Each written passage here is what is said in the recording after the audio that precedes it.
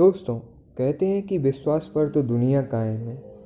आइए एक ऐसी कहानी सुनते हैं जो आपके इस विश्वास को और भी मजबूत बना देगी। दोस्तों, यह कहानी एक 8 साल के बच्चे की, जो कि 1 रुपये का सिक्का मुट्ठी में लेकर एक दुकानदार के पास जाकर कहने लगा, क्या आपके पास ईश्वर मिलेंगे? दुकानदार ने यह बात सुनकर सिक्का नीचे फेंक दिया और उस बच्चे को निकाल दिया। बच्चा पास की दुकान में जाकर 1 रुपये का सिक्का लेकर चुपचाप खड़ा रहा। दूसरे दुकानदार ने पूछा, ए लड़के, 1 रुपये में तुझे क्या चाहिए? लड़के ने बोला, मुझे ईश्वर चाहिए।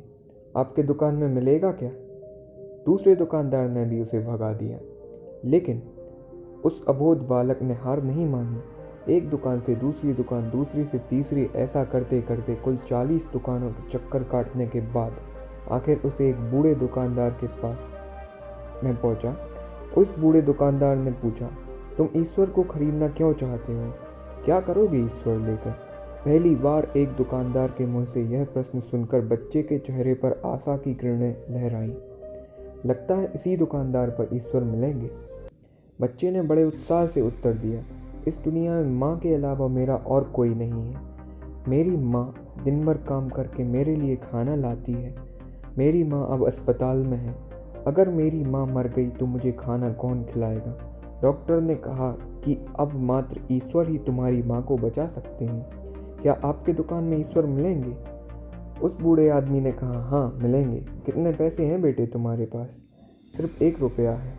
दिक्कत नहीं है, 1 रुपये में भी ईश्वर मिल सकते हैं। अब उस दुकानदार ने बच्चे के हाथ से 1 रुपये लेकर उसने पाया कि 1 रुपये में 1 गिलास पानी के अलावा बेचने के लिए कुछ भी नहीं है। इसलिए उस बच्चे को फिल्टर से 1 गिलास पानी भर कर दिया और कहा, यह पानी पिलाने से ही तुम्हारी माँ ठीक हो जाएंगी। अगले दिन कुछ मेडिकल स्पेशलिस्ट उस अस्पताल में गए। बच्चे की माँ का ऑपरेशन हुआ और बहुत जल्दी वह स्वस्थ भी हो गई। डिस्चार्ज के कागज पर अस्पताल का बिल देखकर उस महिला के होश उड़ गए। डॉक्टर ने उन्हें आश्वासन देकर कहा, टेंशन की कोई बात नहीं है। एक वृद्ध सज्जन ने आपके सारे बिल चुका दिए हैं, साथ में एक चिट्ठी भी दी है। फिर क्या था? महिला ने चिट्ठी खोलकर पढ़ी। उसमें लिखा था, मुझे धन्यवाद देने की कोई आवश्यकता नहीं है। आपको तो स्वयं ईश्वर ने ही बचाया है। मैं तो मात्र एक जरिया हूँ।